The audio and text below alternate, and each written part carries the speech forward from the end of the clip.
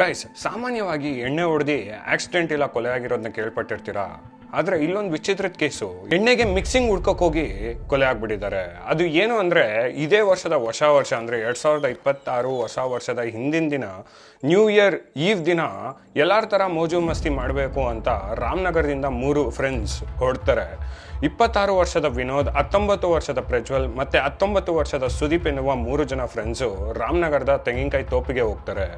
ಮಧ್ಯರಾತ್ರಿಯಲ್ಲಿ already ಎಣ್ಣೆ ನಶೆದಲ್ಲಿದ್ದ ಈ 3 ಜನ ಫ್ರೆಂಡ್ಸು ಎಳ್ನೀರಿಗೆ ಎಣ್ಣೆನ ಮಿಕ್ಸ್ ಮಾಡಿ ಕುಡಿದ್ರೆ ಇನ್ನೂ ಮಜಾ ಬರುತ್ತೆ ಅಂದ್ಬಿಟ್ಟು ಅಲ್ಲಿರುವ ಅವ್ರ ಫ್ರೆಂಡ್ ಆಗಿರುವ ವಿನೋದ್ನ ಮರ ಹತ್ತಕ್ಕೆ ಹೇಳ್ತಾರೆ.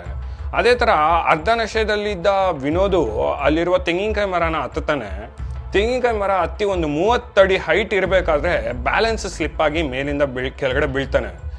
ಮೇಲಿಂದ ಬಿದ್ದಿದ ತಕ್ಷಣ ಅವ್ನ ಸ್ಪೈನಲ್ ಕಾರ್ಡ್ ಅಂದರೆ ಬೆನ್ನು ಮೂಳೆ ಮುರಿದೇ ಹೋಗುತ್ತೆ.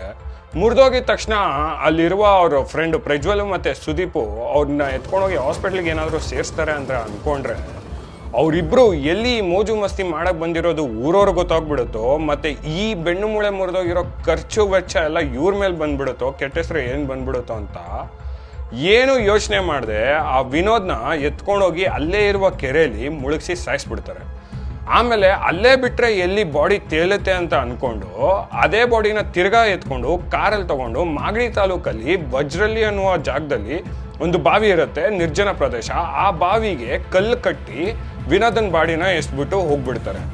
ಸೊ ವಿನೋದ್ ಬಾಡಿ ಎಷ್ಟು ಒಂದು 16 ದಿನ ಆದಮೇಲೆ ಆ ಬಾವಿಗೆ ಈಜೊಡಿಯೋಕ್ಕಂತ ಹೋದ ಪುಟ್ಟು ಮಕ್ಕಳು, ಅಂದರೆ ಸ್ವಲ್ಪ ಮಕ್ಕಳು ಆ ಬಾವಿಗೆ ಅಲ್ಲಿ ಈಜು ಹೊಡಿಯೋಕೆ ಹೋದಾಗ ಈ ಬಾಡಿ ತೇಲುತ್ತೆ. ಆ ಬಾಡಿ ಕಂಡಿದ ತಕ್ಷಣ ಅಲ್ಲಿರುವ ಜನ ಪೊಲೀಸ್ಗೆ ಇನ್ಫಾರ್ಮ್ ಮಾಡ್ತಾರೆ. ಸೊ ವಿನೋದ್ ಮಿಸ್ ಆಗಿದ್ದಾನ ಅಂತ ಆಲ್ರೆಡಿ ಅವ್ರ ತಾತ ಮತ್ತು ತಂದೆ ತಾಯಿ ಎಲ್ಲ ಪೊಲೀಸ್ ಹತ್ರ ಕೇಸ್ ಕೊಟ್ಟಿರ್ತಾರೆ.